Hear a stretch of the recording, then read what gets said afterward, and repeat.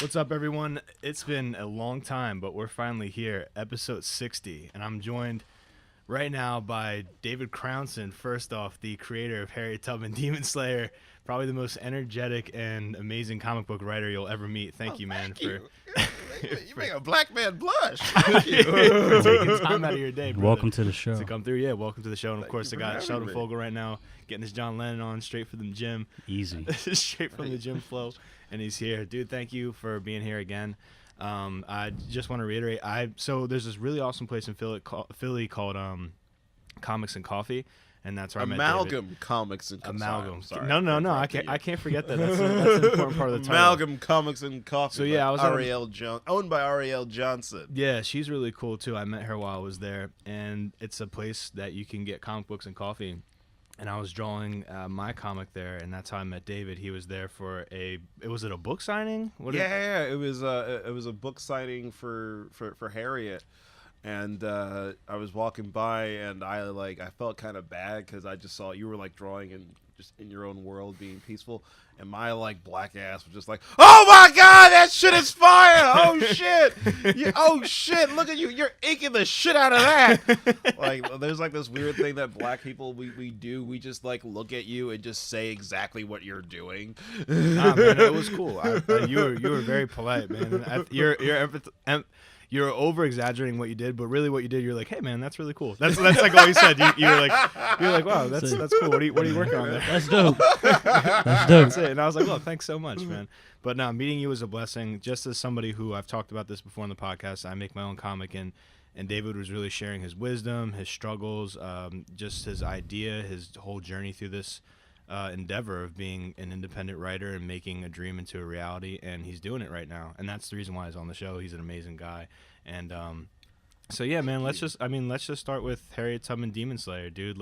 So where's this place at, by the way? The comic store. So I think it's in South Philadelphia, if I'm not mistaken, or West Philadelphia. It's in.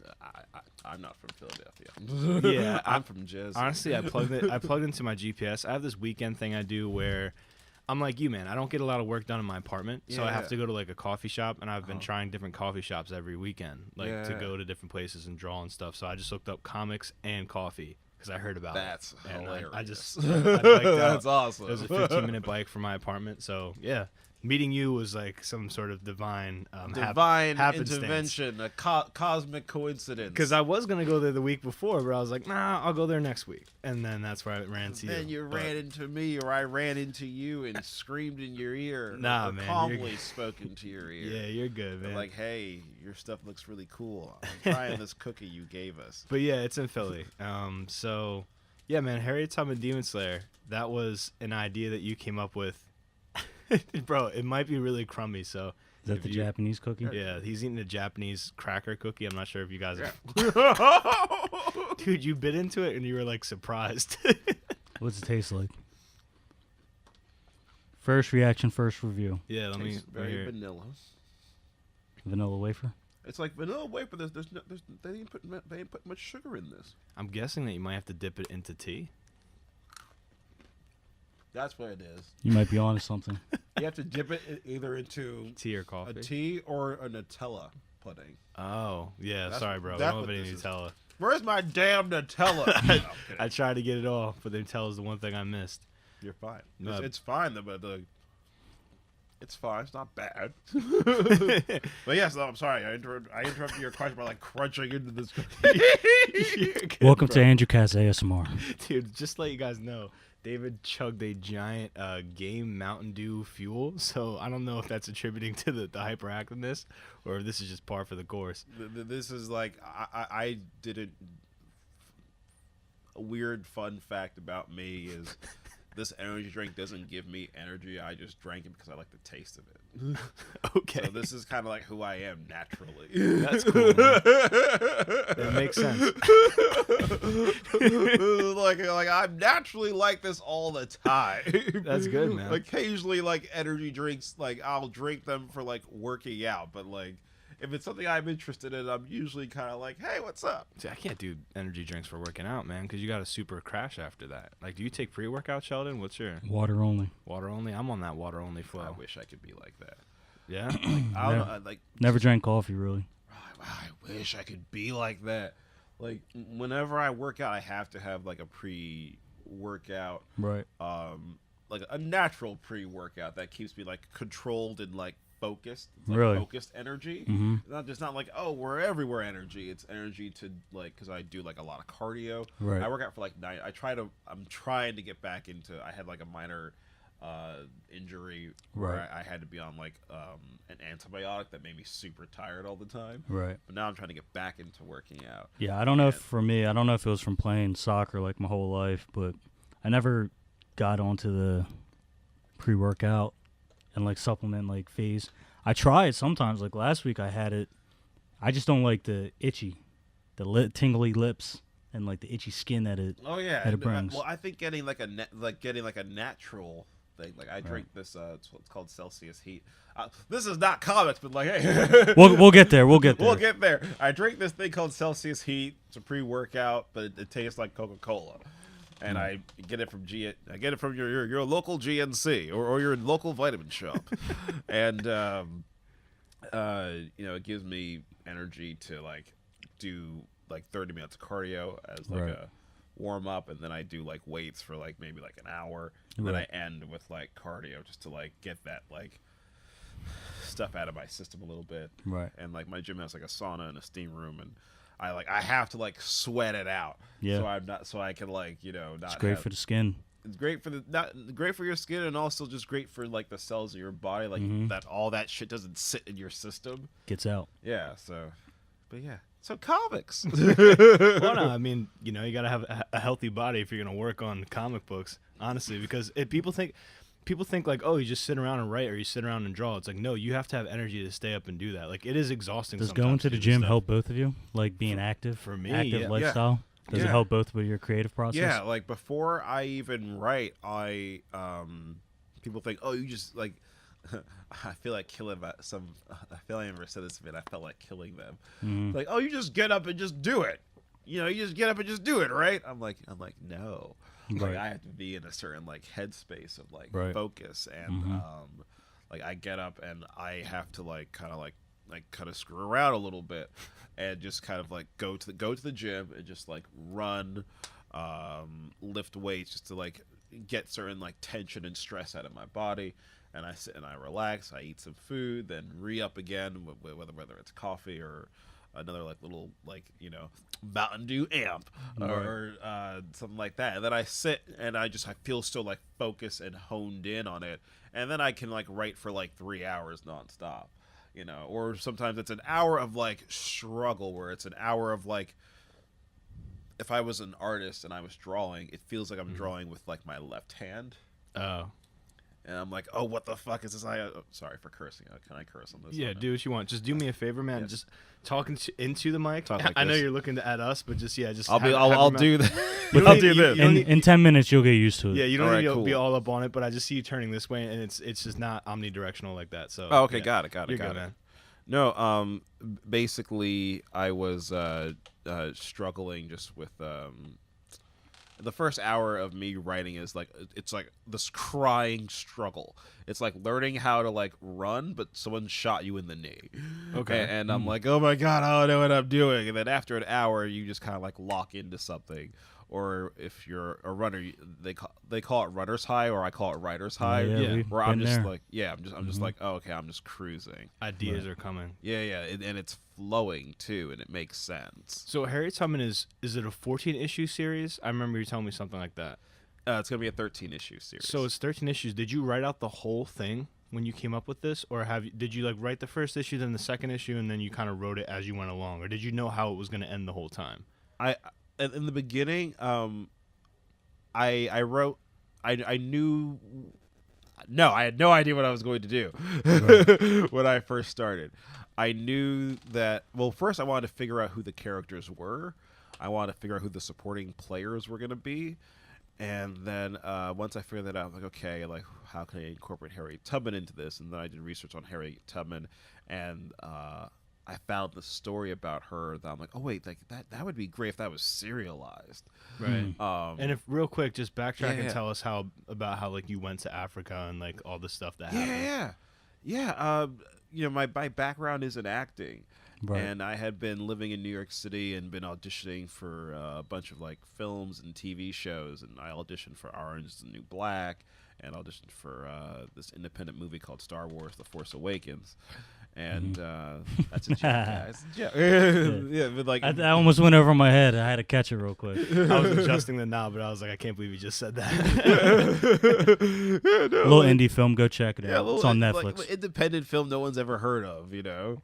Yeah. And I was under like a lot of stress and pressure, and was working at like these survival jobs. Like I was, working at an office and working at this luxury gym called Equinox, and like just really stressed and living in an apartment I could barely afford.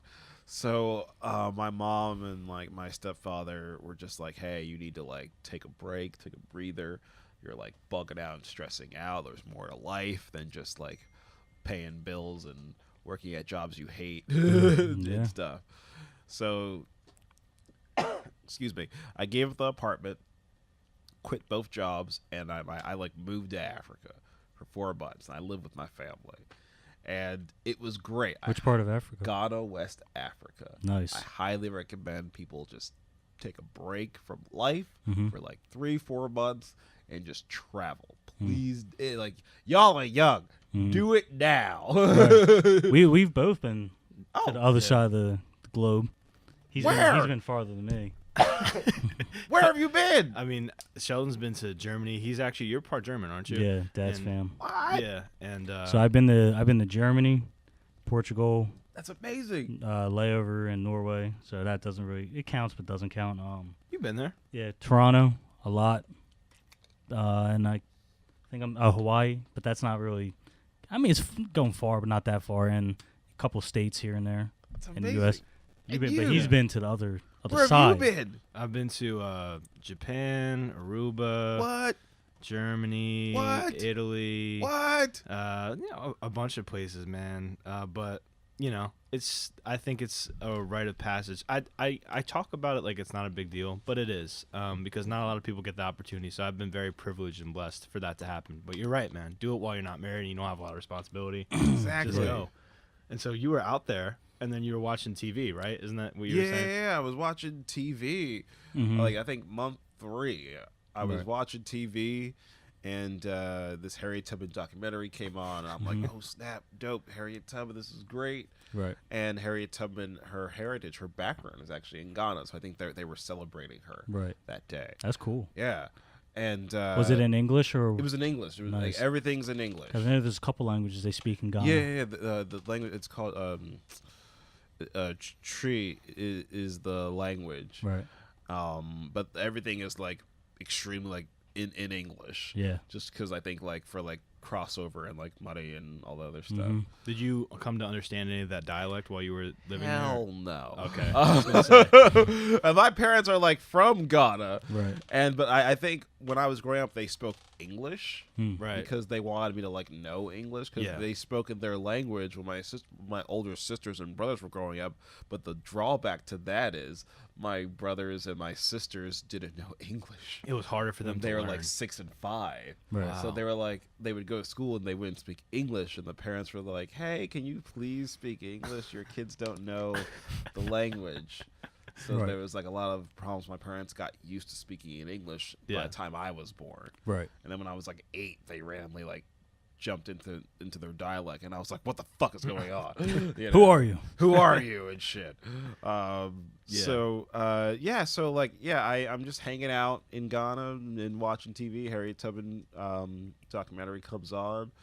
I love it, and then it ends, and I'm channel surfing, and then Crouching Tiger, Hidden Dragon comes on. Great movie. Yes, and it's the ending of that movie where it's Zhang Zi versus Michelle Yao. Mhm. It's an epic katana fight scene, and I watched like the end of that, and then when that ends, I flip over to the foreign movie network, which is playing a foreign movie called Hansel and Gretel Witch Hunter. And I've seen that before. yeah, I have seen that. Just so you know, he's seen everything, like every movie, every comic book. Like It's a lot. can't- It's a lot stored up in here. I can't Yes. believe that you've seen that though. I've seen it a while ago. It's maybe like 2 years ago. It's like randomly on TV. It's pretty obscure, yeah. yeah, you know, it's like Jeremy Renner and I forget that. I forget the girl's Yeah, I name. forget the woman who's in it. They grow up and they decide to fight back against the witch. Yeah, it's that classic story, and they're like, I guess we're badasses now. I guess we'll just like hunt witches. And I thought, wow, this is like a cool concept. This is like a cool like badass idea. And the movie, I didn't like the movie.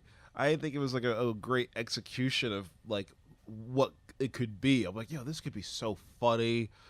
And this could be so cool, and they didn't take advantage of any of the world building of it. So I'm like, this kind of sucked. So later on that night, I'm just kind of like writing in my journal, and I'm just like, keeping like, because I'm in motherfucking Africa. All right, I want to like, sorry for saying motherfucking Africa.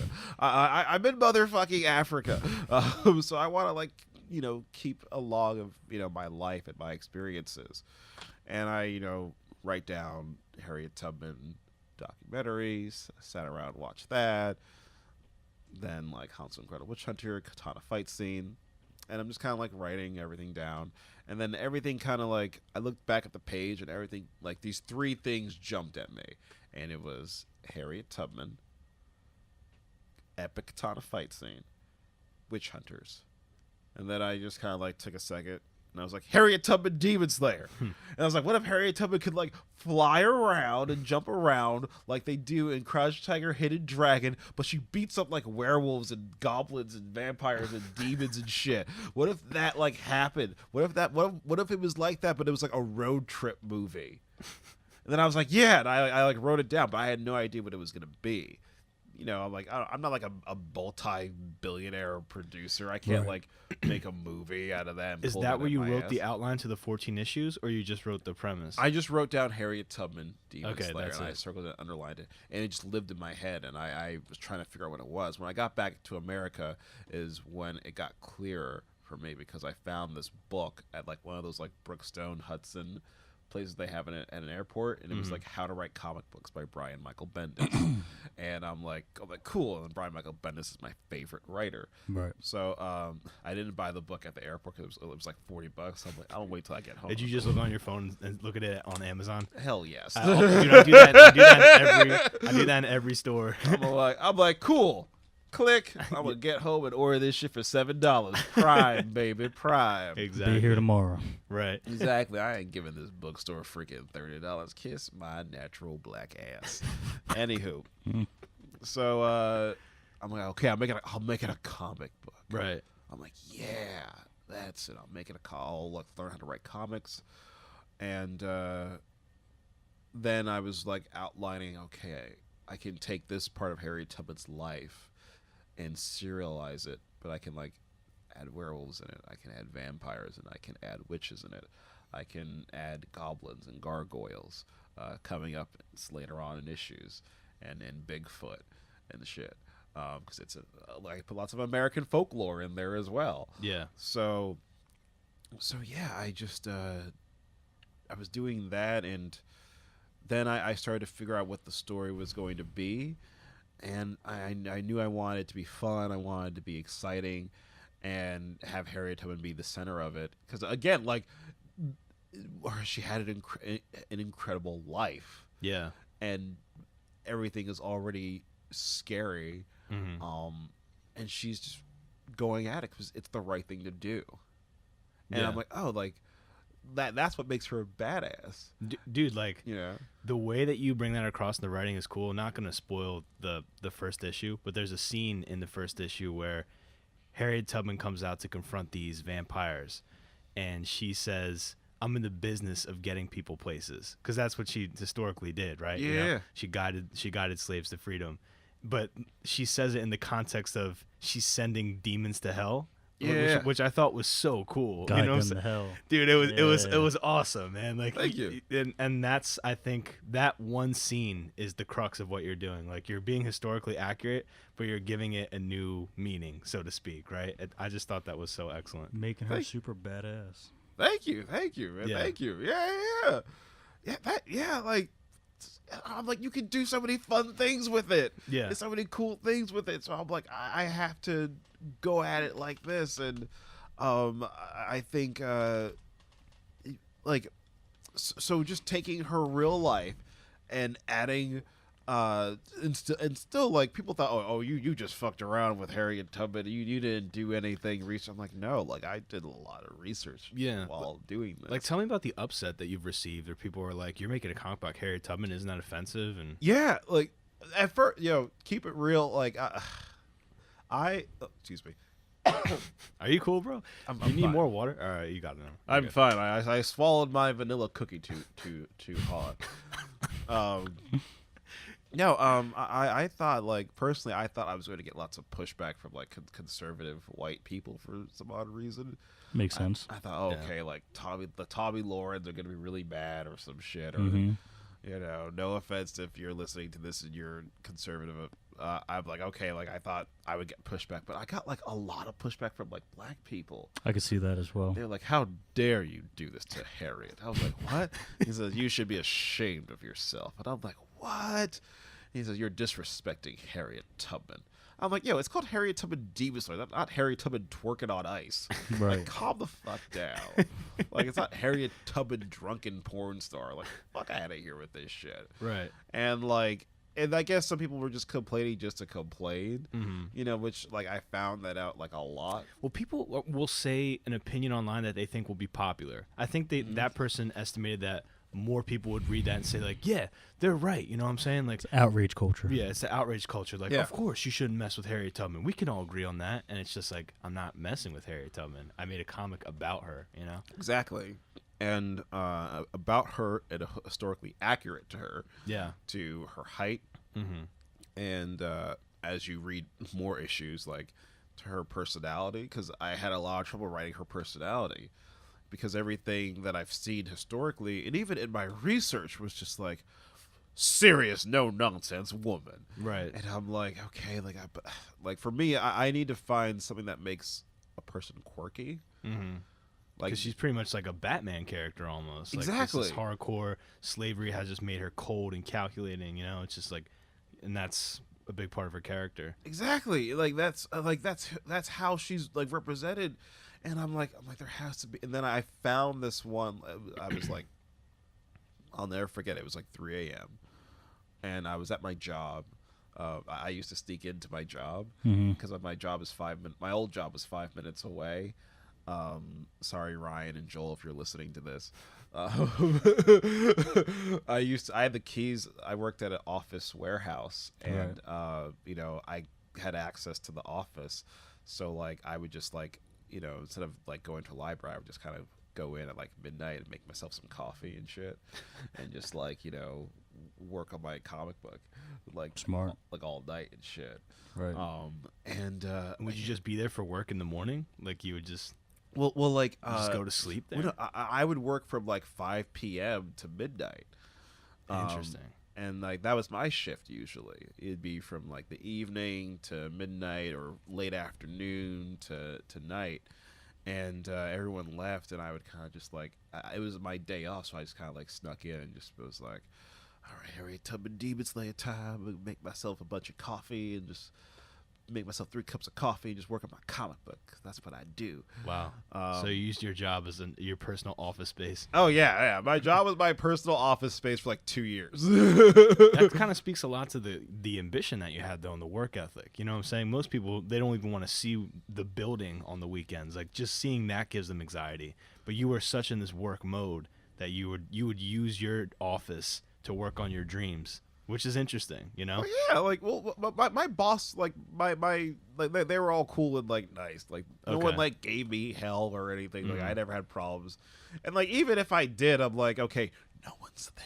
Yeah. It's like my space. Yeah. now, you know, and I'm making fucking coffee and I'm ordering food and shit. That's cool, you man. know, and it's their fucking electric and heat bill and shit. It's almost like being like when you're a kid and you're home alone for like the first time. You're like, this is right. Running around in the boxers. Right. That's Running around the exactly boxes, what it was. feeling yourself. Yeah. Exactly.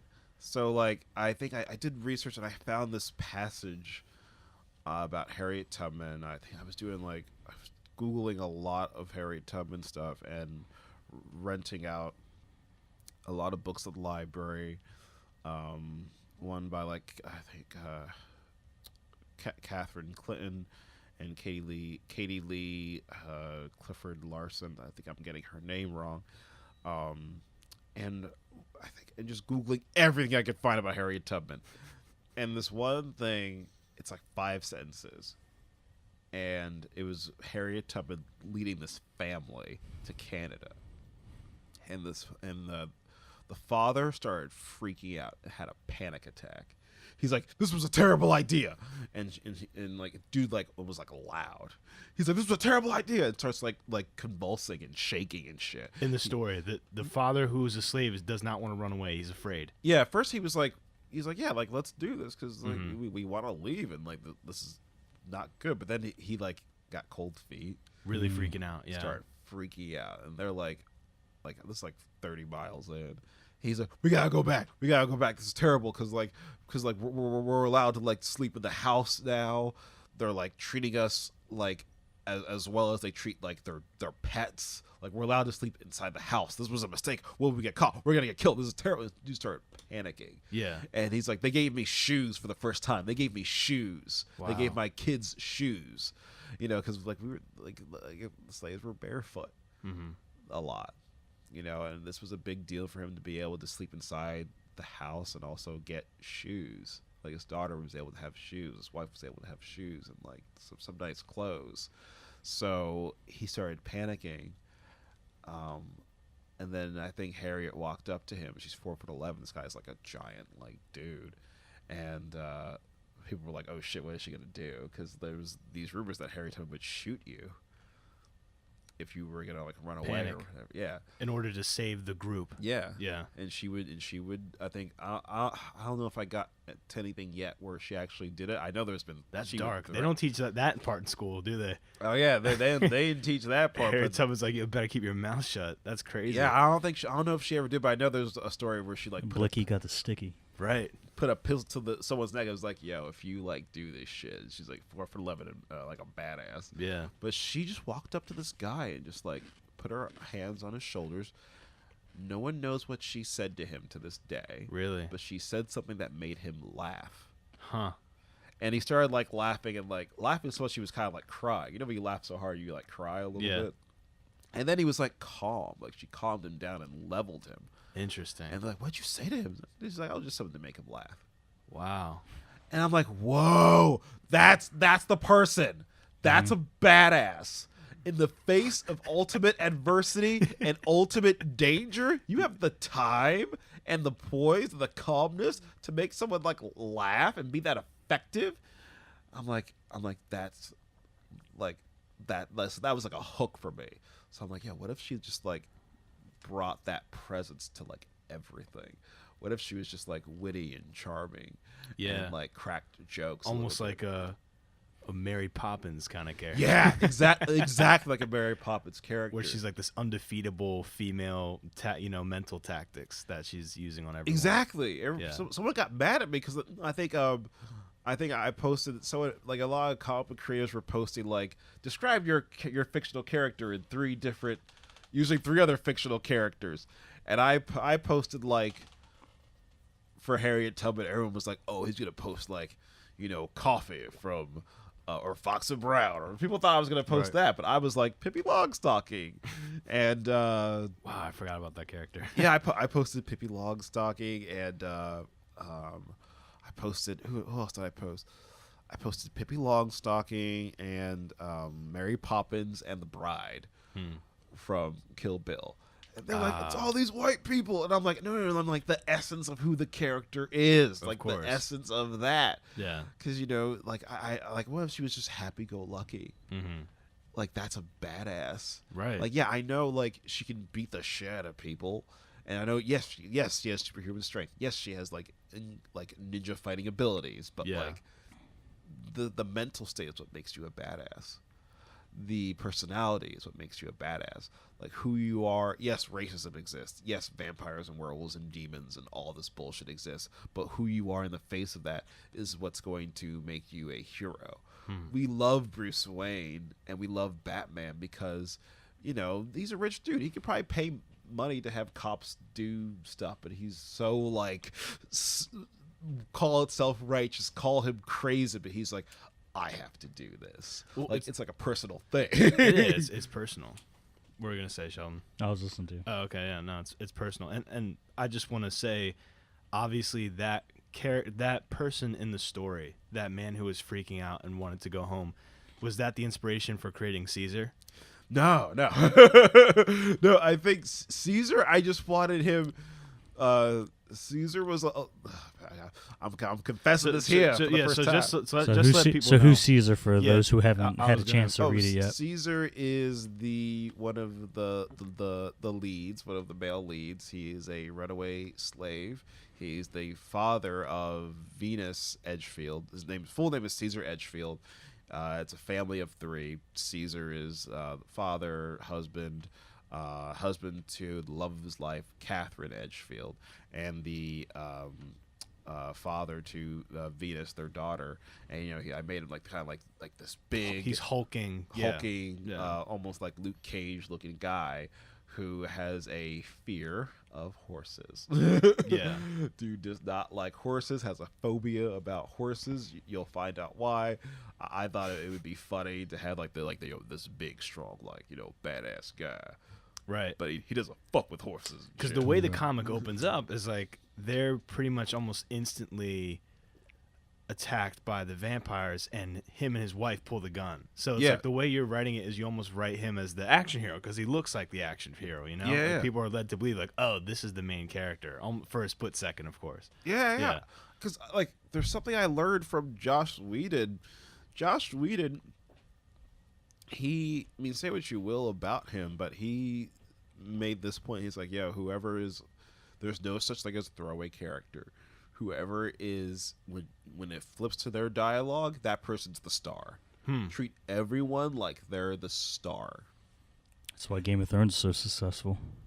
You know. Well, Joss Whedon does do Game of Thrones. He does. I know, but I'm saying like in concept. It's like in concept of something like that. If you're gonna have all these side characters, make them almost like as if they're a main character, so people can invest behind that character, and that makes a plot enriching. Everyone needs a makes moment. It better. Everyone has a moment. Yeah, exactly. That's why the Avengers movies and all that stuff work. Yeah, and like in Buffy, like so who's your favorite character in Buffy? It's like you'll say like 7 different people, right? You know, and I wanted it. I wanted that to be the thing, and I wanted it also to be like, oh, like if Harriet Tubman didn't show up, would you follow this family still? And I'm like, you know, like it's called Harriet Tubman Demon Slayer, but like I wanted it to be like, okay, like. You would follow this family if it was just this family. And there's a world to the story. Mm-hmm. It's world building. Yeah. So, but yeah, I kind of based Caesar off of like, I won't say his name. I based him off this dude that kind of picked on me when I was like a kid. Really? Who's a nice guy now. Right. Nice guy now, but he picked on me, and like he was like this giant like football player dude, and he was picking on me, and one day like in science class he was like picking on me and talking shit, and this like centipede like ran in the class, and this like 6-foot giant black man jumped on top of the desk. He was scared of and screamed like a white woman. Wow. He's like I was like, word. I was like, word. I was like, word. This like tiny little centipede. You're like scared of it. Dude was on top of like the desk screaming. Right. So I just like walked over and just like stomped on it like it wasn't that big of a deal. Really? Right. Yeah. I was just like, whatever. Did he watch you kill it? He watched me kill it. That's interesting. And then he's like, take some tissue and like. I thought he was joking around the way he was freaking out and playing around. And I just like took a tissue and just grabbed it, and then he never like messed with me the whole time. Like, he was like, "Yo, I respect you, man." That stuck with you. Yeah, you know. But again, like no matter who you are, you're like everyone's afraid of something. Right. Always. Everyone's like terrified, has a phobia of something. Yeah. You know, like this is kind of dark and messed up. But I think I read like, a friend of mine was writing the Joker, a colleague of mine, and it didn't get picked up by DC, but DC like let him do another thing, and he wrote about the Joker shooting like a kid, and people were like, "That's dark and fucked up," and my friend was like, "No, the Joker shot the kid because that kid made him feel insecure, and that kid reminded the Joker of someone that picked on him." And like the kid made the Joker feel like insecure. Afraid. So the Joker he wrote this whole like 3-dimensional thing about like the Joker, right. Not just this crazy guy who's like doing crazy shit. He's like, he's a person. Fear is an interesting motivation. I mean, for characters and for real life. I was telling him on the ride over, I was watching the Ted Bundy tapes, the Netflix documentary, which is really interesting, by the way. And you know, here you have this guy who thinks that he's invincible. He says it multiple times in the interview. He kills 30 people. It takes them years to convict him. He believes he can't get caught. He escapes from jail twice. And you're like, this guy is fearless. He seduced every woman in America. Right. And there's women that were fawning over him in this like weird, twisted way. So he felt invincible. He felt like a god. And then he gets on death row. And what happens is, the FBI agent is talking to him, and they say, "Look, just tell us like what you did." Right. And he goes, "I'm not going to let them kill me." And he took a ballpoint pen, and he goes, "I'm going to stab myself in the artery so hard that it's going to squirt in your eye." And the FBI agent goes, "Do you believe in God?" And he's like, "What are you talking about?" He goes, "If you believe that when you die, and that someone's going to judge you for what you've done on Earth," he goes, "Don't you think you're in enough hot water?" He's like, "What's one more body to your tally? Like, even if it is suicide." Right. And so he starts to get afraid. And the documentary points out that when he was executed, this guy who for his whole life thought he couldn't get caught, he defended himself in court. He didn't even get a lawyer. He was just like on top of it. People called him an evil genius. They said when he was in that room, he was completely white as a ghost. And his last words were, "I'm sorry for all the trouble I've caused." And like that's the fear right there. Holy shit! That's the fear right there. You know what I'm saying? So, I think that the fear of a character, if you create a character, because every character has a fear. I'm not sure Harriet Tubman might be fearless, or maybe there is something later on that we find out that like has turned her into what she is. But I believe every fictional character that you write should have something that deeply, deeply bothers them, especially if it's a main character, because that makes them more human. It makes them more compelling, and it makes a really good reveal for the reader to be like, wow, that's what they're afraid of, you know? Yeah. So that's pretty cool.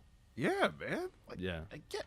Thank you for sharing that. I'm gonna binge watch that shit when I get home. It's 4 episodes, and it's an hour an episode, and they're all really crazy. Yeah. Like really, really crazy. I don't know what it is about serial killers. We were talking about it. Like, why are we so fascinated? Is it good to like kind of semi-glorify these people by making documentaries? Like Zac Efron's doing a live action doing a movie, yeah, which is about the like you said, the desire, the sex appeal. Yeah. It's like it's focusing on that and how he was able to, you know, seduce men, women, anyone, the law system, like everything. Yeah. And I'm just like, it's a good question because I'm just like, why do we glorify that? Like, what's the point? Maybe because it's so outside of our own, like... Yes. Well, it's great storytelling. Like, yes. Yeah, it's great storytelling and also outside of the realm of, like, what we would naturally do. Right, because you would think, I would never do this, but I want to know why someone who was a normal person, what caused them, what was the particular event that caused them to do this. Yeah, because it's always one. It's always one thing that just, it's that one thing that just sends you down the other path. So we were talking about that. We were like, why do we like this? And my argument was, we like to see somebody, even if they're bad, overcome insurmountable odds. Yeah. The odds of him being caught are so huge, The underdog and yet story. somehow he's able to evade it. It's the same thing with Walter White in Breaking Bad, or Yeah. Tony Soprano in The Sopranos. All those characters have the same thing. They're bad people, but they evade consequence. And I think naturally we're like, oh, the hammer's going to come down. Right. Well, it's just a matter of time, and so it keeps us watching. There's a scene in the I don't even want to talk about it. I wasn't going to spoil it, but pretty much he does something that I considered to be impossible, but like he pulls it off, and you're like, wow, you know what I'm saying? Like, you don't admire him at all, but you're like, that's dedication right there. This guy did something pretty crazy. There's a show on Netflix that even could be a test to how it is. It's about scent. It's called Parfume, German Netflix show, right? It means Parfume. Parfume means perfume, Okay. and there's this series of kills that happen in Germany. Dumb right? for not knowing that, but yeah, continue. No, it's cool. So there's these women are getting brutally killed. They're getting their armpits, pubic region slashed and shaved, and the killer is capturing their essence in a bottle. Whoa, dude. Right. So there's this one woman. They're trying to figure out why these murders are happening, and they said this woman just had an appeal to her. Like, she just walked in a room, everyone's like staring. What is it about this woman that got people to do outrageous things? She got anyone to do anything for her, and they just said it was her natural scent. There was just a scent about her that would have this lust appeal over men or women. And then it turns out her and a group of friends, when they were young, there was this book that they read from like the 1800s that was about the capturing the scent of perfume. Like, so if you kill a dog and it has puppies, if you take that scent, would those puppies follow you? And they found out yes. So they wanted to try it on a bigger scale, right? This is getting crazy. So what they tested it on, and I don't want to reveal too much about this because there's like 3 timelines going on in this story, and it's only 6 episodes, hour long, phenomenal writing. So what they find out is that let's try and kill this boy, right? And then we're gonna capture his scent, and then like a perfume, put it on this, and then once we walk by his mother, would his mother have this like feeling? Have this this is so weird, man. Would the mother have this feeling of like, I know you, but I don't know how I know you? So the girl who kills this mother's son, right? Yeah. Sees the mom. She's visiting the boarding school to like collect her son's things, stuff like that. She stops in her tracks. She looks at the girl, and she goes up to her and she starts crying. Dang. She's like, "What is your name?" She tells her name. She's like, I don't know why, but like I feel like I need to help you. Ugh. Like, can I help you? Like, stuff like that. And this cop agent, it fast forwards like 30 years later, this woman, she's trying to get to the bottom of this, of like what's happening. And it is, dude, it was like, I hope there's a series 2, because those 6 episodes, I watched it all last night. I started at, I know what I'm doing. started at 9 p.m., finished it at whatever 6 hours later. Yeah. So I was, dude, and it was so good. Like, because I don't mind subtitles, and I know a little bit of the language, so I get it here and there. Yeah. So if you don't mind subtitles, pull them up, read it. You can put it in English if you need to, but I'm not a big dub guy. Sometimes it's just weird. Sounds such a dark German Dude, story. it is a for sure. dark story. Yes. It is dark, but it is. There's a reward, and it's not like there's a reward. You know what I mean? It's just like, how far do people go? Oh, man. And the cop, she's fighting her own demon stuff with her boss that he's having an affair on his wife, and she's, this stuff happening, and she's like, what's so good about your wife? Why won't like you just be with me? And like he's just like, get lost, like fuck you, like all this stuff. Hey, she gets her hands on that perfume. Is this Netflix original? Netflix original. Dang. Shoot, I'm watching that. That sounds dope. What kind of writing inspires you, David? Anything that sticks out that like you've watched or seen that you're like, wow, that's some pretty good writing there. As a writer, as somebody who makes stories and stuff. I really like Robert Kirkman's his Walking Dead? No, not his, like, his Walking Dead's cool, but I love his book Invincible. Okay. It's like a take on superhero tropes, and just like on how like it's basically like, what if superheroes like actually existed and there was like a lot of them in abundance, Right. And so superheroes aren't taken like it's about this boy who's like the son of Superman basically, and he finds out he has superpowers, and he's at dinner with his parents, and he's like, hey, I got my powers today, like I got superhuman strength. They're like, oh that's nice, pass the potatoes. You know, it's not that big of a deal. Right. Yeah. You know, and then like the husband who's Superman comes in, he's like, hey, how was your day? He's like, yeah, well, I was basically stuck in a, you know, alternate universe for over 10 years. You know, I gotta go and shave, because he comes back, he has like a full-blown beard. Right. He says, hey, I was an intergalactic prisoner for the last decade.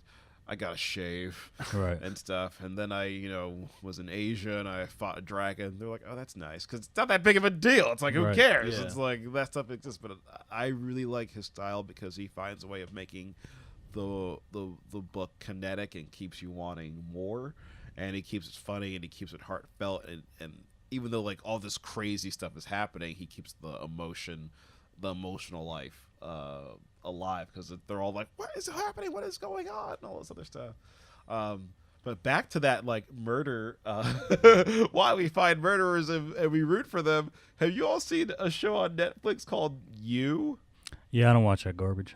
It's garbage. It is garbage. He's gonna defend it. Here we go. No, it is garbage.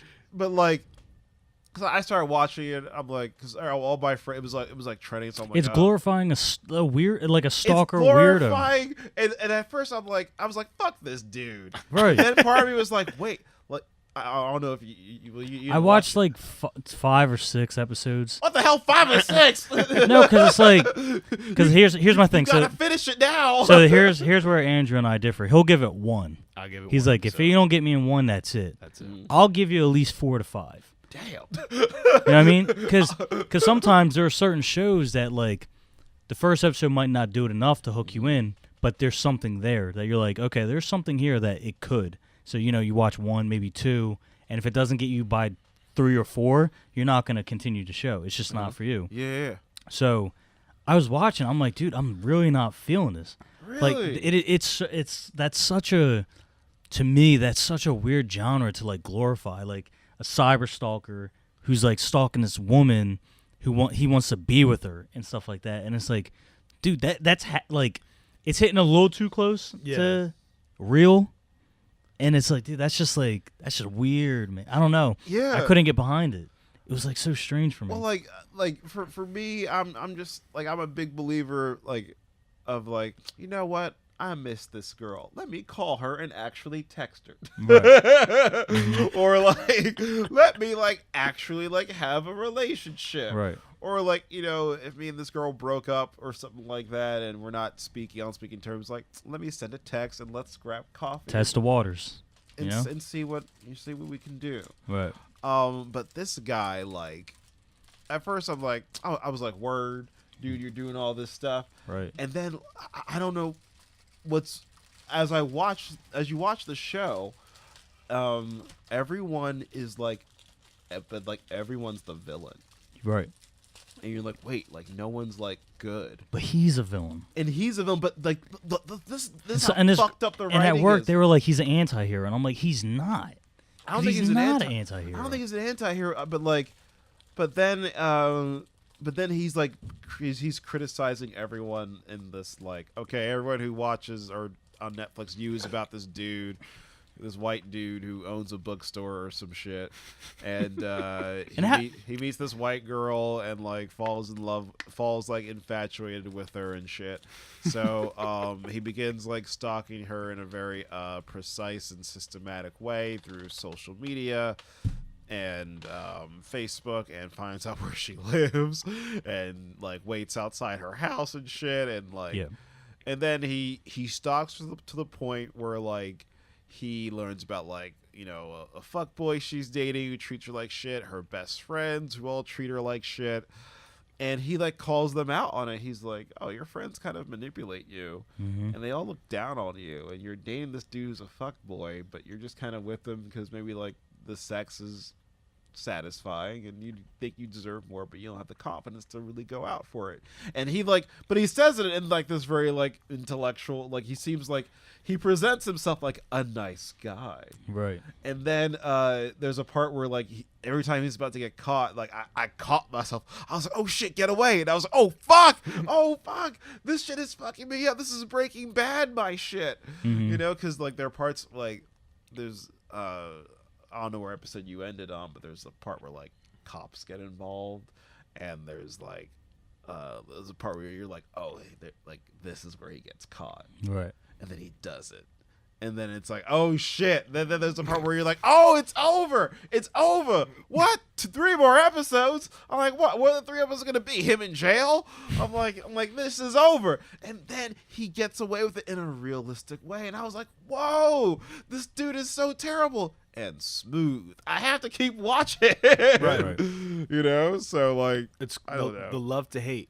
Yeah. That's what people say. Love to hate, right? Yeah, love to hate. And also like, you know, as a man, I also want to be, you know, I never want to, I always want to be like, I have this weird like thing of like, oh, what if I do something and I come off creepy? You know, what I always want to I think that's everybody though, man. Yeah. You know what I'm saying? I think that's men and women. Yeah, you're right. Think about it though, man. You right. No, he's right.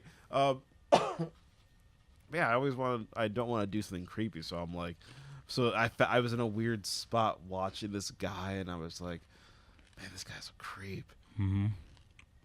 But I'm gonna still watch him though, and like, I think that plot is very relevant to our generation though, because that's the first thing you do nowadays when you meet someone that you're interested in, is you look on their social media to get a glimpse of where they're at.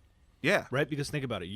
That's a good You're point. thinking about asking this person out. yeah, It's going to save you a lot of time. Got to build a if mutual bond. If you realize they're in a relationship first, right? oh hell yeah, Back in the 70s, 80s, and 90s, when you're talking to people and networking with people, trying to find a potential partner, you had no idea if they had a boyfriend or not. Right. So you were putting yourself out there more.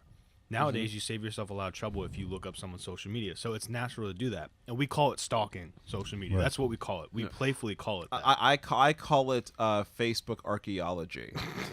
Well, you're a writer. Of course, Yeah, you I would call it say it that eloquently. Instagram archaeology. That's Right. what I call it. Of course you would put it that eloquently, man. But No, but like it's true. Like I don't know how y'all did stuff when you were in high school or middle school, but like, you know, my nephew, if he wants to ask a girl out, he's like, oh, I'm just gonna slide into her DMs. like me, I had this fear of calling like the house. And like, Yeah, what if like you her get the dad parent, picks yeah. up? What if the Bob picks up? What Yeah. if like, you know, if when she said, I have my own landline. I'm like, oh, thank God. Wow. You know, like that was like a big ass deal and shit. Like, Right. you know, but my nephew will never experience that fear because he can just send her like an Instagram message or send her a Facebook. I don't message. think anything is now. But the trade-off is now everything is very intentional and Yeah. very fast. So the question is, does it have less meaning now that it's that way? Is it less meaningful? I think that's the big thing. Now the communication is so effortless. Is the notion of communicating less meaningful? Right? Yeah. Because it would be kind of thoughtful if you're sending a letter, even if you're making a phone call, because that means you have to have mentally prepared yourself to talk, Right. and you enjoy this You person's psych company. yourself out, Right. yeah. But meanwhile, with the text, it's like a very sterile, kind of cold form of conversation where you could take your time and you can very much calculate what you're going to say, and you can actually start writing something and delete it. Like that's crazy, you know. Yeah. Shit. Yeah. And that's something that's just recently developed. So us as humans are still getting used to doing that. Yeah, man. I think I watched this movie. It's like it was an old movie where a guy like I forget the name of the movie. Like that what's it called? That they remade it, but they made it a road trip. The movie's called Road Trip with Tom Green and I've seen Sean that movie. William Yeah, Scott, where this dude like has sex with a girl and he sends the sex tape by accident to his long distance like girlfriend or whatever. But there was another thing where this guy like writes a letter and he's drunk and he's confessing like that he's in love with his like best friend, and he gets really drunk and he like puts it down and one of his roommates like mails it. He's like, what? So then he's like panicking, and then there's the whole movie is them driving all the way try there to intercept the letter before. to try to intercept the letter. Yeah. You know, Did you see like that one? That's either Miss March or Sex Drive. I feel like I forget which one it is because that sounds familiar. yeah, I think it was done like in like the late '80s, and then Road Never Trip mind. remade it with like, you know, instead of it's a tape, and it's like a sex tape. He Right. mails a sex tape to his like long distance relationship girlfriend and shit. Yeah. But like, That's a funny story. yeah, but like now it's like, hey, I've always had these feelings. Wait, I'm just gonna leave this as a draft, and then there's Come no back to movie, or That's true. like, That's why everything has more intention now. And it's yeah, you know, it's like if which I don't know if it makes it meaningful or meaningless, because anyone can do that. Like there's like I once I had a crush on this girl, and this woman, excuse me, Dude. had a crush on this woman, and I was actually I was working I sometimes work as a casting director, and I was also helping produce this short film, and she was actually perfect for like a part in it. And at first I'm like, oh, like I kind of have a crush on her. I don't want her to like act in this thing, because I was actually planning on asking this girl out. And yeah, well then she's gonna be in front of your face all the time. And Oh yeah, so then it's like weird because I'm working with her. What's it called? But anywho, I never ended up asking her out because the directors were like, we want her, and I was like, shit. But I sent her a message because I didn't have her email. I just sent her a message because we're friends on like Facebook and social media, and it took her a while to get back to me. I'm like, yeah, what the hell? And then she's like, hey, I'm sorry, like I'm just really busy, and I think she ended up getting the part. She auditioned, and she got it, and I was at a meeting, and I think she put her phone down. And this girl, I forget, she has like thousands of followers, like probably thousands of men and like women are probably like, hey, want to grab coffee, or like, hey. I'm like, wow, there's probably like a ton of people in your DMs all the time. Mm-hmm. Like, I'm like, I like never really thought about that, of like, oh, like this is an attractive person on social media. Right. Well, you kind of have to think about everyone that way now. That's what I'm Yeah. saying. Yeah. You know, like if someone, but like for me, if someone's in my DMs, it's for like, be on my awesome podcast. I'm like, hell yes, I'll do it. And then like the rest is just me and my friends sending each other like funny memes or whatever. Just yeah. Right. You know, it's like me and like 4 of my closest friends sending each other like funny like memes and shit. Right. And then part of it's like, you know, Harriet Tubman Demon Slayer stuff or comic book related. But you know, But yeah, we've traded novelty for practicality. So it's just like more effortless. Like you say, everybody you talk to, you have to assume that there's conversations that they're having in their DMs or messages that's going on, a whole bunch of stuff that is none of your business really, but that should be on your radar because it helps you rationalize your approach in the appropriate way. Exactly. You know what I'm saying? So yeah, and it's weird. Like I talk to people now, like I think I was at a wedding. And I asked like this couple, like, yo, like I was just like a +1. I asked them, like, Right. how'd you meet? And they're like, Bumble. I'm like, what? you Or start like an again. app. Mm-hmm. You know, I asked my parents, like, I'm like, how'd you meet? And they're like, oh, we were at a shop, right? And I saw your mom. She was picking out, like, she was in line and she was picking out avocados, and I was standing there and I, you know, saw your mom. I got hit by an electric door that was opening, and your mom walked up to me, and then I asked her if she wanted to see Superman. Really? Just in And- the grocery store. Yeah, That's and, G. and like that was it. Threw You it know, down. and then Pull it up from deep. exactly my Ironic parents, that your parents went to go see a superhero movie for their first date, and then you would go on to make comic books. yeah, and like the first comic book I ever read was The Death of Superman. Ah, Doomsday. Yeah. Yeah, Is that that's is that the- Frank Miller? Dan Jurgens and a bunch of other like writers. I have this one. Yeah, this is where Lex Luthor has like the long hair, and he's been like Yeah, practicing he has like martial long arts. red Yeah. hair. It's like weird. I remember I shit. read that one. Speaking of, Oh, I'm thinking of Death. I'm thinking Death of Batman, the Batman one. yeah, When Batman died. Oh, That's yeah, what I'm yeah. thinking of. Speaking of adaptations, you told me that you would like to see one day Harriet Tubman Demon Slayer as a cartoon, and I asked you in what style, and you said to my delight, Black Dynamite, Adult Swim Black Dynamite. Yes. Which is also, Sung did that, and he's also the animator behind the Boondocks. Yeah. If you had to make a cast right now for the Harriet Tubman Demon Slayer cartoon, who would it be? Animators, people, actresses? Like, do you have that all in your mind? Do you think about that a lot? Like, Yeah, I know Regina King is like my main like point. Or she does Huey and Riley at Yeah. the same time. And she just won an Oscar. it just won an Oscar, and like I never knew. I found out maybe like a week or two ago that she did the voices of those two boys Really? from Boot. I had no Yeah, idea. She does both of them. Yeah, I knew that. It's amazing. Yeah. I had no idea. I was like, what? Acclaimed actress and acclaimed voice actress. Yeah. It's almost unheard of. Yeah. Doesn't happen. You see that the Boondocks is back, the comic? Is it really? Yeah, so if you look up It's serialized again? Boondocks Bootleg on Instagram, Aaron Magruder's doing specifically just Instagram cartoons now. And as a promotion, they had Uncle Ruckus on Charlemagne the God. I'm not sure if you heard it. Yeah, my buddy Yeah, texted me. He yeah. was like, "You see Uncle Ruckus on the Brilliant The Breakfast Club. Breakfast Club," and I was like, "What are you talking about?" Yeah, it was so funny. It was hilarious. I gotta check it Was it just like the animated like? It was just a picture of his face, the cartoon face, and it just they had the voice actor in, and the voice actor was just in character the whole time, and they just asked him about everything. It was awesome. It was really really good. I recommend everybody watch it. Yeah, but yeah, it's back, and the artist that did the animation, Sung. Right. He's now doing the comic because Aaron Magruder doesn't have time to draw it like he used to. He only has time to write it. So they're writing it, and every week there's a new comic now. So That's sick. Yeah, it's super sick. How I many recommend pages is it? everybody check it out.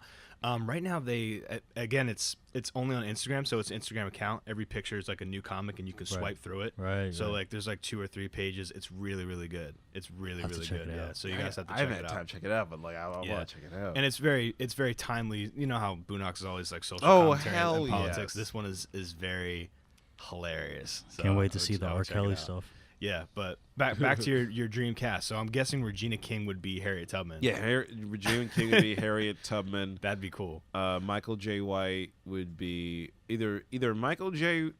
Well, Michael J. White. I want him for the live action Caesar, but I could see him.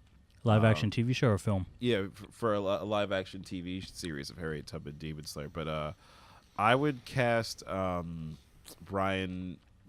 Brian T. Henry, who is the voice of Miles Morales' dad.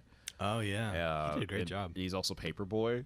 Paperboy, Paperboy. all Yeah, about yeah, that paper. Atlanta. Yeah, Atlanta. See, I haven't watched it that. One far. of man. one of the smartest and funniest shows Please, man, that's will come you- out recently. When you have time, man, turn on the Hulu and just binge watch. Yeah, bro. Yeah, it's on Hulu. It's on not Netflix too. Netflix. Oh, Is it Atlanta on? Nah, I don't It's not think it's on only on Netflix. Hulu. Yeah, it's only on Hulu. It's give you not my on account. Netflix. Okay. Yeah, Oh. just get that, dude. Just get that. Give that me my free. login.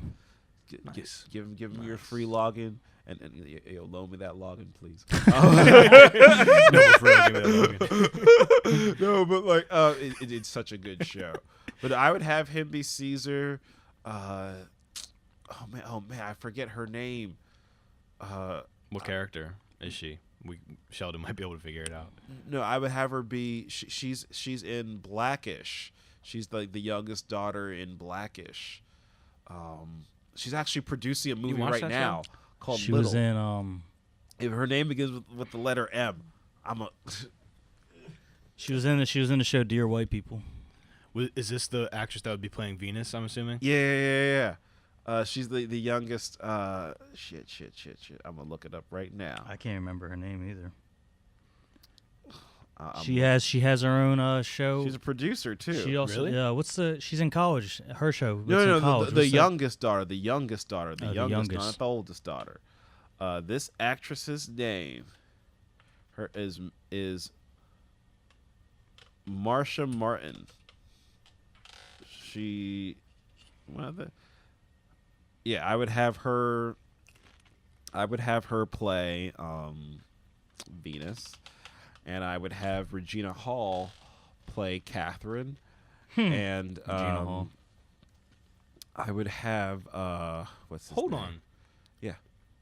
Oh, Catherine is the wife. I Catherine's, forgot. Catherine's the wife slash the mom. Mhm. And for For Chip, I think. All right, bro. I want to talk about Chip, but I know that's a spoiler because we don't know anything. Shit. We don't know anything about Chip until issue 3. We just know. Oh yeah, like Chip, you still won't know anything about him until like you'll get like a little bit about him because issue 3 is like issue. I think someone was like issue 2 is just action. Like issue 3 is like action dialed to a 9, like because it's like some exposition. Can I talk about that, or should I just let people read to figure out who Chip is? I want to read. Okay. All right. Well, Cool. Okay, Chip is just someone from Harriet's past. And and who would he be played as? I think I would have for the voice, I would have Zac Efron do it. Really? Yeah, I can see that. Yeah. Here, I want to have Sheldon read Yes, you read. or leaf through it. Read or leaf through it. Which one's number 1? Number This one one's is number the one. This katana. one's number 2. So yeah. So dope. Read it. Thank you. Enjoy yourself. Yeah, and thank you for signing those, by the way. I Oh, was no super appreciative No of it. problem. Oh, Yeah, there's man. 2 in here. But that's cool. I like to think about that too, man. Like when I'm doing my comic and stuff, I try and imagine it. For me, I know live action is really important for you. I feel like mine is more animation. I always think about like what the animation team I'd bring together. When you're writing, do you listen to a particular soundtrack? Like, do you listen to a musical collection that gets you in the mood of Harriet Tubman? Or A lot of Tarantino stuff. I Nice. get Yeah. that gist, man. I get Yeah. that gist when I'm going through this. Yeah, and even the guy Nicholas Draper-Ivey, he drew the cover of issue 5, which is also I'm gonna sell that his cover as a poster. Nice. And he listened to a bunch of Kill Bill. I didn't tell him to do this. He just said like I told him like, okay, I want this cover to be Harriet Tubman. And in the background, there's like a bunch of like houses on fire and plantations on fire, and then she's a big tree, and it's a bunch of Klansmen being like hung on a noose. Whoa, so she's the tree. Yeah, and basically he's like, okay, and he drew it. It's awesome, and he basically just made he listened to like the entire Kill Bill soundtrack. Okay. And not just like the soundtrack specifically for Kill Bill. He went deeper. He looked at all of Tarantino's influences. Like everything that was like a Tarantino influence to like get in the mood of drawing it. Me, I have to sometimes I'll listen to music, or sometimes like the creative bug will just hit me and there's no music at all. I just need like silence. Yeah. So I have to be isolated completely. That's that you were telling me about how you rent out a space in the library that's just you, and the same thing with the office space. See, that's weird, man. But because writing is Yeah. like that. For me, drawing, I need something in the background because it's purely visual. But you're Yeah. right. When I write, I don't want to hear any words, because even music will influence the tone. You know, it has to Yeah. come straight from your inner dialogue, from Yeah. your inner monologue of what's going on. Yeah. So what's just like for everyone out there, because people are aspiring to be writers. A lot of people want to do what you're doing, by the way. Just to let you know, in case no one's ever told you that. For real, people want to be like comic book writers and movie writers. Do you start with the outline? Do you just go straight to the script? What's your style? Like, what's your process? Everyone's different. Every project is different. Like I think Harriet, I wrote the first issue before I knew what the whole entire story was going to be. I was like, I gotta take the first step. And When you say wrote, you mean premise, or like you literally just wrote the dialogue? I Because wrote. it's very, the dialogue carries the first issue. Like, Yeah. did you just write the dialogue only? What did you write? I just wrote down "girl asleep," and there was more to it. There was more like you see like Caesar, but you don't know what he is. You don't know if he's a monster. You don't know what, because it's like Harriet Tubman Demon Slayer. What are we gonna get? And then a hand covering her mouth, and it's like, oh fuck, like this, like we're gonna see this girl get murdered, but it's like it's her dad. And he's like, we're leaving, and like we know slavery. We get the context of like, okay, like they're running away. Yeah. And so I wanted to just kind of like start on like a hook, and like I need things to move. Okay. Because comic books, like things need to be kinetic for me. Like some people are like, oh, make it really slow, make it very like watching paint dry. I'm like, no, it's comic books, man. Comic books. Which leads me into another question. 'cause Energy. A few times when I'm reading your comic, there are panels with no words, which are typical in comics, and it's just an expression. Harriet Tubman maybe her eyes look one way or they look another, or it's like a smile and it's a frown? Do you write like, then Harriet Tubman frowns, or then she smiles for the artist? Yeah, because you're giving the artist direction. So you're very literal with that. Like, you don't say like, and then we get like an indication of disappointment. You write like, no, make her frown or make her do this. Yeah, because I think you have for artists, you have to make it specific. This was a badass scene right here. So Thank you. I just want to comment. What got me? But hold that thought. I know we're jumping around a lot, but what initially got me, Sheldon says like, Andrew like has to watch one episode and then he'll get hooked. What got me in this was she has the steak in her hand and she's kind of tossing it like kind of to herself, and she throws it through the guy. It comes out the other side of him and his whole body turns to dust. That's when I was like, I love this. I just like it right here. She says, in the Bible it says, thou shalt not lie. He's like, there's 22 of us around here. I'm really sorry for the troubles caused. I'm head home now. She said, my specialty is helping people get to their place, so I'm going to extend my services too. Dude, that's the now line. Go home, Roger. That's the line that sums up, I think, the whole series And in my I mind. think, and I don't know if you did this intentionally, but now go home, Roger. Sister. Yeah, that was it was exactly a sister 90s reference. I got that. I don't watch Thank that show. I got that. Disney Channel, I 1990s. told my sister about. My sister was like, "That's so fucking stupid. Don't that put was that in badass. there." Now go home, Roger. My sister was like, "Don't put that in there." I'm like, "I'm doing it." She's like, "Don't put that in there." I'm like, "Yo, I'm doing it." He's like, "You have to take this seriously. You can't be putting joke." I'm like, "Fuck that, I'm doing it." Dude, I didn't even know that was a reference, but Yeah, it was I just total I love reference. that piece of dialogue. I know I said it early on, but I think that just sums her up as a character. Thank like, you. my job is to help people, but I will kill people too. I'm like, that's Harriet Tubman. That sounds Exactly. like it. Like that was freaking awesome. the Superman and Wonder Woman too. Like, there's actually I might take it out of issue 3 because someone made a meme out of it, and I'm like, man. Me matter what. I had this thing where they're running, and she's like, and Harriet just looks to them, and Harriet's like, on my signal, when I move, you move. Yeah. And someone's like, just like that. That's an issue too.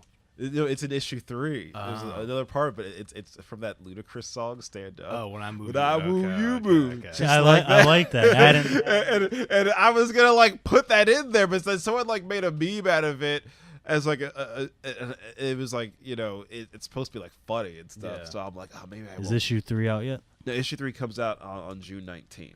Okay. Juneteenth, because June is the anniversary of slavery being abolished. So I thought it'd be a good time to drop the comic. That's dope. That's sick. And then Is there a way? Is it only physical as of right now? Is there any digital? you can get it physically and digitally. I'm gonna buy digital. Yeah, you can get it on Comixology digitally. You can I get have it. Comixology. Awesome. Yeah, it's issue 1 and 2 are both on Comixology. After reading the first issue, it reminds me, and I don't know if you ever read it, but you ever hear Saga by Image Comics? Yeah. So I don't know if you know Saga. Saga No, is that's why to I me, have you, it's though, like to help me out. it's like Star Wars meets Game of Thrones. Okay. Intergalactic. It's crazy. Yeah. And this has the world building like that, and it's just dude, it's really sick. The violence, the language, that's Yes. Yeah, man. That is awesome. Isn't it crazy to you how you've worked on this for years and somebody can leaf through it in 5 minutes? Doesn't that blow your mind? Yeah. That first issue was a lot of work. That's what I and mean, a yeah. lot of time. And that first issue was because we were working my editor Dana Verde and my even my illustrator was just because there was 2 pages of dialogue we were struggling that I kind of the art's done, but the dialogue wasn't flowing the way I wanted it to flow. Right. And my artist was just like, hey, I think you should redo some of this dialogue. It sounds too contemporary.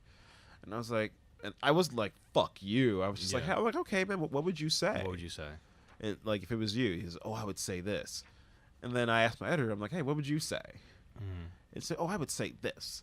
And then they gave me their suggestions, and I kind of took bits and pieces of what they said. I'm like, okay, let me do that and make it more in my do my vision of your vision of it.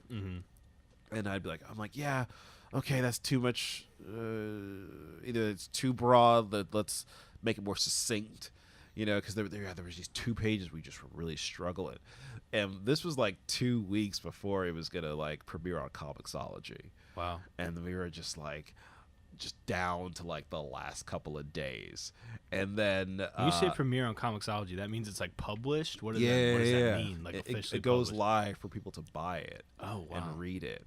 And Comixology, first I have to submit it, and like They have to review it to make yeah, sure they have to it's review quality. it, and it was the fastest. Apparently, it's the fastest reviewed and set to publish on Comixology in history, because usually comic. when you for a comic, for an indie comic, because usually it takes them a couple of months to have it on Comixology, but I like submitted it, and within 2 days we're like, yep, we'll have it up by May, and I was like, shit, it was April. Wow. And I was like, damn, that was really fast. So, so yeah, it was a fast process and like a fast turnaround. And then I think issue 2, I did a Kickstarter for this, everyone. I did a Kickstarter and had to pay all the artists, just to pay my artist and to pay for the shipping and handling for distribution.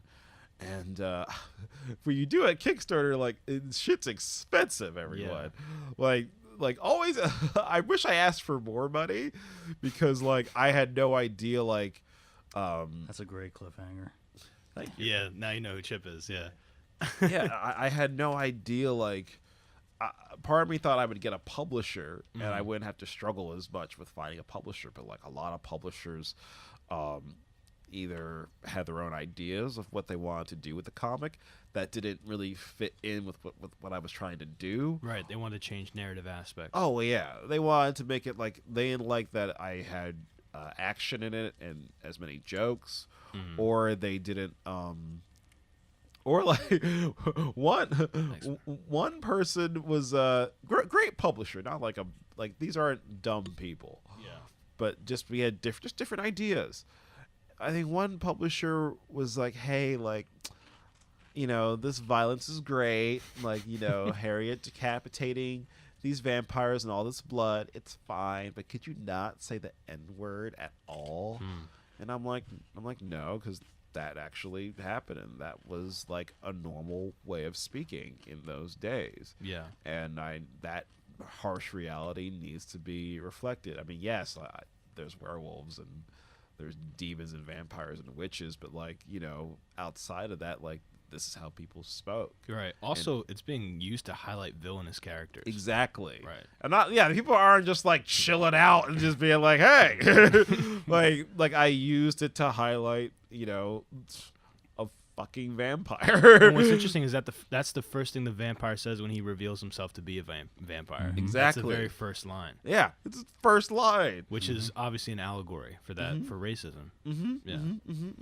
And he's a red-eyed, fanged vampire, and like, there's I was gonna put it in issue 3, but I think I'm gonna save it for issue 4, where like Venus is asking like Harriet, like, what's the difference between like, like these people that like owned us and these vampires, like what makes them different? And Harriet's just like, those guys have fangs. Interesting. Yeah. Like both are inherently evil. Yeah. That one just has fangs. Like, that's it. That's a cold only line. thing. Yeah. That's a cold line. And like, It's a bar. it's a little bit complicated because I'm Yeah. trying to figure out how to like include Chip into it. And she's like, well, then who is he then? He's like, he's an idiot with a good heart, though. I like that character though. Oh yeah, man! I man! like how proud he is of killing the zombies. Or rather the vampires. Yeah, and like you're gonna find out more about him and like Yeah, I want to know more about him. his relationship to Harriet, and like I kind of this isn't a big spoiler, but like as it goes on, like he's kind of like the Robin to her Batman. Interesting. And I think there's a cover that we're doing. I think it's a cool idea where it's that classic 1960s cover of like Batman and Robin, where it's like Batman like coming up like that, and Robin just like this, but it's gonna be like Harriet in the Batman thing. Action poses. Yeah. And like 4'11" black woman and like this tall like redheaded white dude, Right. freaking Shaggy looking but hero redhead Archie looking dude, and I thought it was like a cool dynamic and a cool like team, Right. these are the heroes, okay, all right, and he's so much fun to write, and because he's really enthusiastic, but he kind of changes he changes Harriet a little bit, because I think like when we're not with like family or people that know us, I think like our personality is a little bit different, but when there's like a moment of if my mom comes into New York City, like I become very like serious and very like short, because my mom is like a 4'11" and kind of like a little bit of a frail woman, because she had like, my mom has like aches and pains and like has like a chronic back pain. So when I'm by myself, I'm kind of like happy go lucky, but when my mom's there, I'm like, I have to protect you. I'm responsible for you because I can do things you can't. So Mom, I have to kind of like manage you in a way, and I think Harriet is going to have to experience that, because it's like she's responsible for like these strangers, but now she's responsible for this person that's really close to her heart, and this person's like not listening to her at all, because he's like, I got this shit. I can take care of myself. You taught me how to do all this shit. And Harriet had like white people who wanted to help her out too. Like a lot of that stuff was kind of like missing a little bit in history. Like there are people who were like, yeah, like we think this shit is bullshit. Is messed up, yeah, and we want to like help too. I forget I'm forgetting this dude's name. His first name's John. I'm blanking on his name. He's going to be much later in the comics, like the second volume of comics. But like, yeah, he basically like I forget his last name. They just found him out basically, where he killed a bunch of slave owners, and he burnt a bunch of plantations to the ground, and he killed like hundreds of slave owners and helped lead black people to freedom, and they like caught him and executed him. He's like this old like white dude, freaking J.K. Simmons like white dude who was like a badass. And I'm like, well, this dude like met Harriet Tubman. Interesting. Yeah, and I think that's a really interesting point, because you're demonstrating that the nature of humanity is more complex than just black and white, right? It's power, it's right and wrong, it's good and evil, it's how people see the world. Like it's a very, very intricate thing that happened in history that was just crazy, and a lot of people misunderstand it. Exactly. And like I get like annoyed, like I believe in having allies to combat racism, and I know like there are people say all lives matter. I'm like, it should be like that. It should be, but there's a high abundance of that not being true. Like people say Black Lives Matter because it seems that police officers are targeting specific people, and these are black people. Like I was talking to a white friend, and we were talking about our experiences being pulled over, and she's a white woman. When I get pulled over, I mean, I've had a gun pulled on me. I'm always ridiculously calm when that happens. But when she gets pulled over, she's like, oh my God, I'm going to get like a $50 ticket. Which is still scary too, but It's not a fucking gun. Right. So like we have, different experiences. But I was kind of like talking about like what it means to be an ally and to be a partner in inclusivity, and not just in it being in tokenism of just being like, hey, like this isn't right. This doesn't push the narrative of us all like moving together as like equals. Because I don't believe in like, I'm not like a white man shouldn't be like doing this. I'm like, no, like Kevin Feige, who's like the president of Marvel, is a white man, and he just said like, I think Black Panther should be written directed by people of color. Yeah. I mean, Stan Lee was written by someone. I mean, not Stan Lee. Black Panther was written by a white person. Written by Stan Lee. And Right. Stan Lee was just like, hey, like, One of the biggest allies.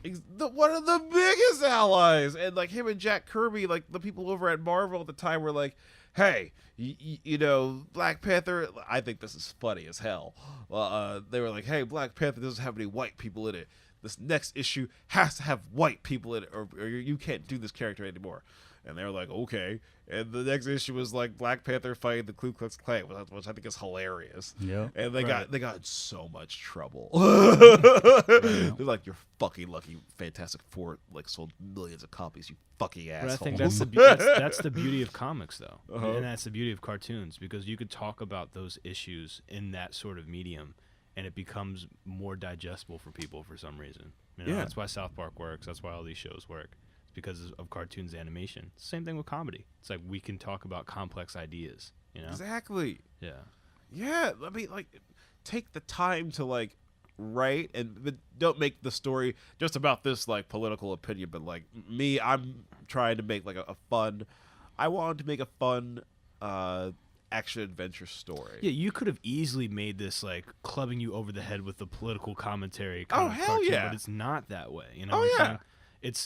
It does talk about obviously justice and racism and history, and allows you to see good and evil for what they are. But there is a driving story. The reason why people are going to read it is not because they agree or disagree with your political views. They read it because the story's good. And I think Thank that has you. to be the focus in anything, right? It's Yeah. like people talk a lot about like representation in video games and representations in movies, and that's cool. Like, I'm all for it. But my question is it good? Like, what is it that I should watch? You know what I'm saying? Like, if you have a problem because there's not a lot of representation in something, it's that the book or the movie is not always necessarily the problem. You can make something with representation on it, but just make it good. You know, Exactly. Like, it has to be good. So, in my opinion, something isn't good just because it has X, Y different people. You know what I'm saying? Like somebody who's a little person, or as people say, like a midget, like, or somebody who's transsexual. Like, is it good? That's the big thing. Exactly. You know? Like some controversial things I might say. Well, no. I think I watched Captain Marvel this weekend, and and I've seen Wonder Woman, and then like the all-female led Ghostbusters movie, and I like Captain Marvel and Wonder Woman better than I like the all-female Ghostbusters movie. And I think when I posted it online that I was like, man, I kind of wish this movie was better. I call it Ghostbusters 16 because it's Ghostbusters 2016.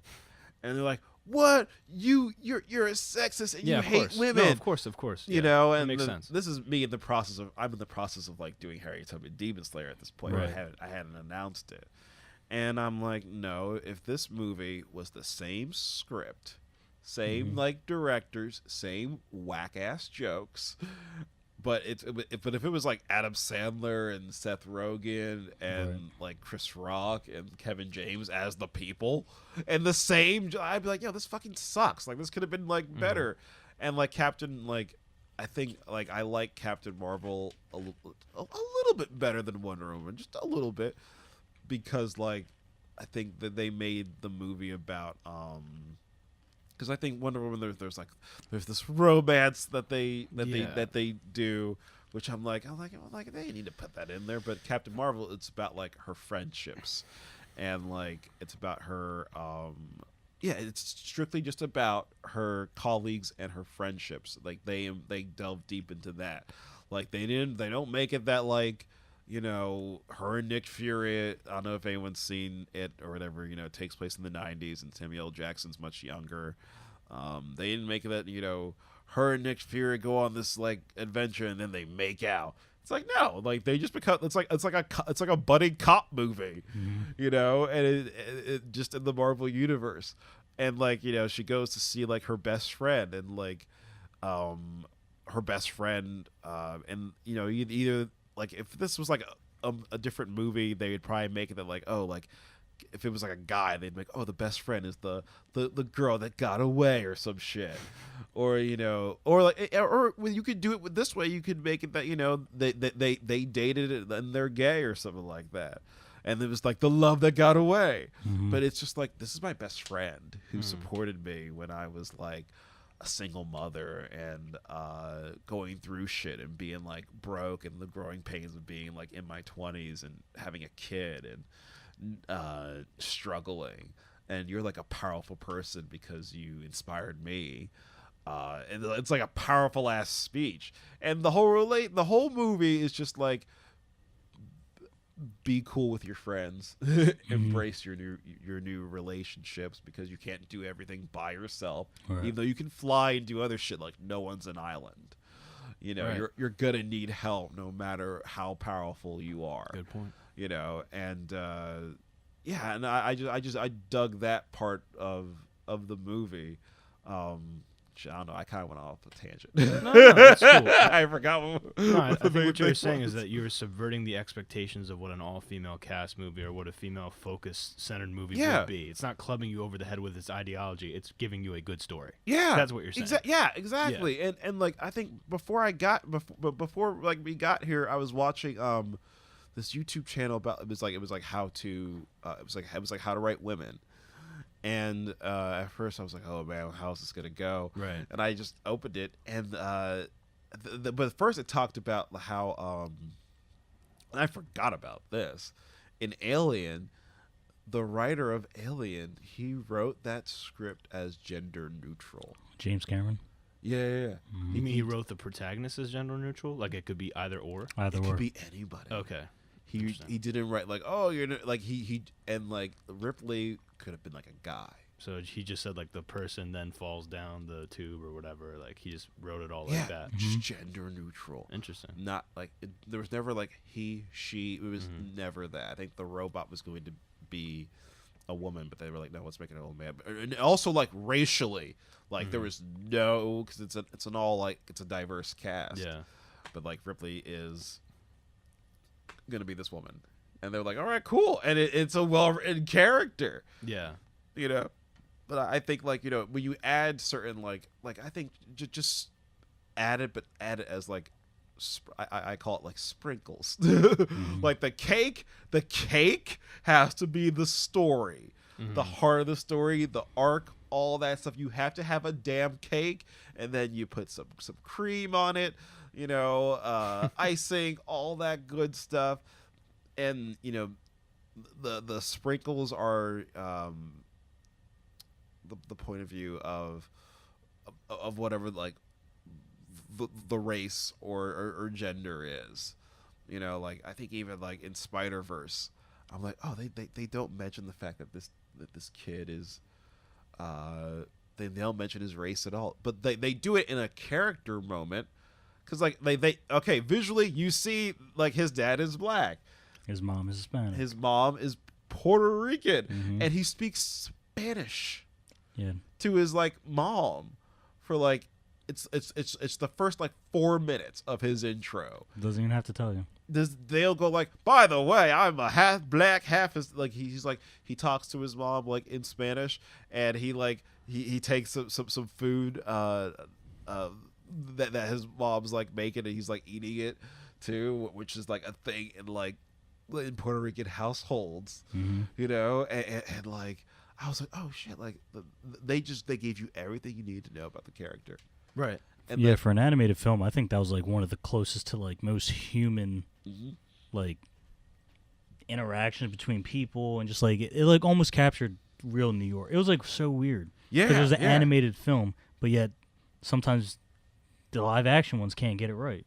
Yeah. That was just a really good movie. Yeah, it's written by 2 white dudes. I called him as soon as I saw it, right when I was done. No, dude, I was like, bro, you got to go see it. I watched it with my brother. It was awesome. Yeah, man. It's written by, like, some people say, oh, like, you know, I don't believe in a certain race telling a story.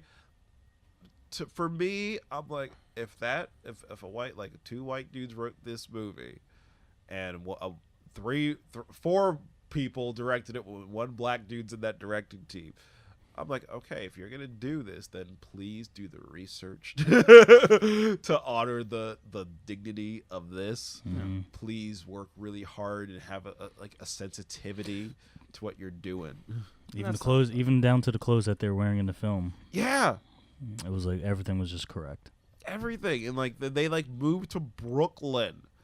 to like really study how kids talk to each other, because it's like oh, it's only like it's little. It's him just walking by and like seeing his friends, and like he says like it's like 5 lines, but they were like, no, we're gonna like hang out and connect with different schools. Just be like, hey, can we like hang out and see how these kids like talk and interact?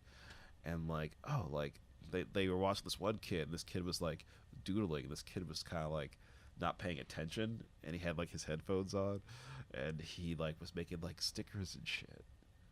And they're like, oh. And then he like later on when the school ended, they were like, yo, let's follow this kid. And the kid like, they felt like, oh, we kind of feel like creeps a little bit, but like this kid was just running around like putting like stickers like on shit, and he had like these high tops on, and they were like, I think that's the guy. like that's him. That's interesting. That's Miles. That's Miles. And like the cool thing about it is, I think later on they went back and the kid was doing the same thing with his headphones in, and a teacher got mad and called him like, hey, so what? And they like gave him like a mad hard ass question, and like on some idiot savant thing, he's like, oh, actually, and like dude, the kid knew everything. Yeah. And he's just like, this is boring. Like I already finished it and did it in my head. I just like drawing. Like this shit sucks. I hate this school. And they're like, yo, like that's the kid. Like that's Miles. You know, they kind of like took that kid's like that essence and just brought it to it. So I'm like, okay, like that's what I mean. Like that's a good example of it. Like I think a bad example would probably, I haven't seen the movie, but like I heard Greenbrook was a bad example.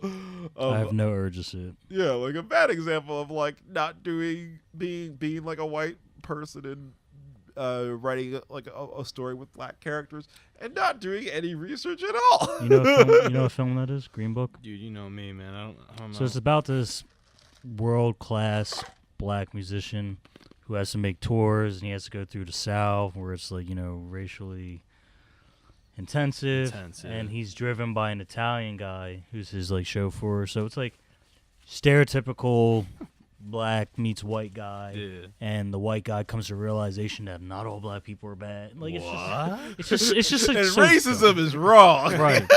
And then there's that moment where the black guy's like getting harassed by the cops, and the white guy's like, "Hey man, he's a good guy."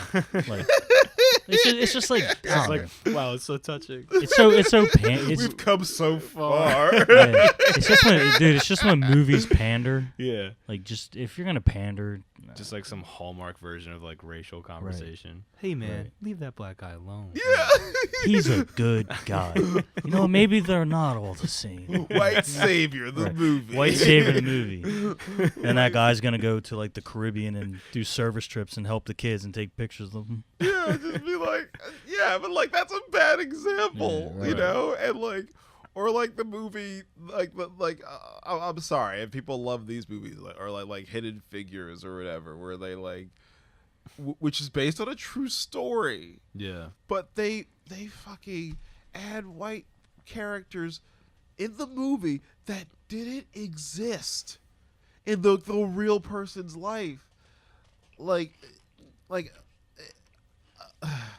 Authenticity is important as a writer. Exactly. We gotta close up in a second, man. Snap! I don't want to like shut you down because I really like the direction that you're going, but it's almost 4:00.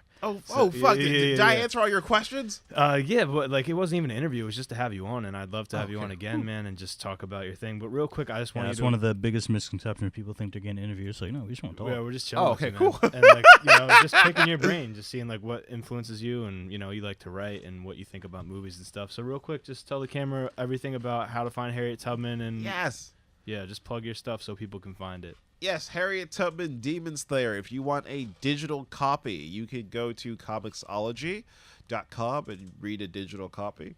Or if you want a physical copy, at the moment I am self-published, you can go to peepgamecomics.com and place an order.